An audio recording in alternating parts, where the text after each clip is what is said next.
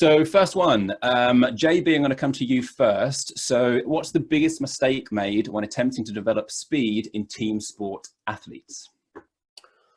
Well, I'll try to summarize that in three main mistakes, in my opinion. First one is to think that the sport itself will be enough of a stimulus, meaning that, okay, let them play soccer and that's going to be the stimulus they need because you go fast when you play soccer and that's enough. I think that's a mistake. The second one is the opposite, is to think that the model is track and field and the model is sprinters, and you should have all your team sport players becoming close to sprinters, which is, in my opinion, a mistake, quite common mistake. There's some specifics and there's some basic rules, but there's some things you need to adapt definitely to team sports. And I think the last mistake is thinking that nothing can ever change.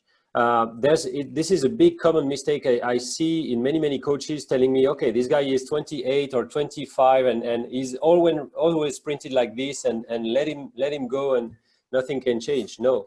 If you think that nothing can change, then you should change your job, because that's the philosophy of training. It's some things can change, and then obviously sprint included.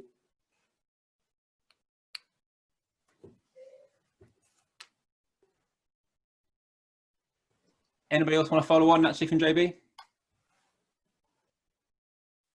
And I have another one.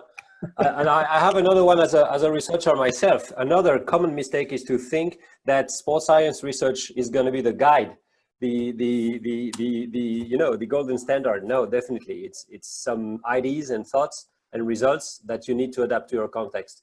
Your context and your own results will be the guide. So experiment yourself as well.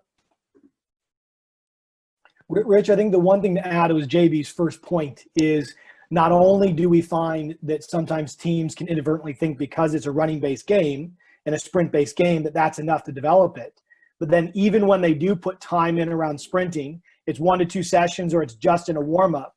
From a dose-response perspective, we think that's enough to get them faster. When we have 4 sessions in the gym to get them stronger, yet we don't give that same courtesy to the volume load when we want to make someone faster. So extension of JB's first point. I think, Rich, from a different perspective, just building on from JB and Nick's comments there, I think for me, one of the biggest mistakes we've made in speed, particularly for team sports, is around lack of research focused on deceleration. So we've got, a real heavy focus on sprint acceleration. We can see that from, the current model in sprint acceleration research, which is fantastic. We've got field-based assessments of acceleration.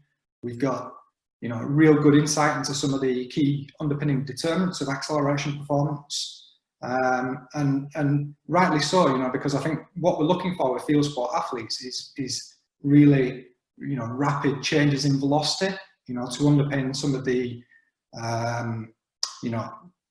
quick, rapid, evasions and pursuits of opponents. But when we look at deceleration, that's, for me, it's a really critical skill, and it permits the highest rates of change in velocity when we're looking at comparison between acceleration and deceleration. And, I think some of the current statistics which are out there, you're probably looking around about 20% greater change in velocity with deceleration compared to acceleration.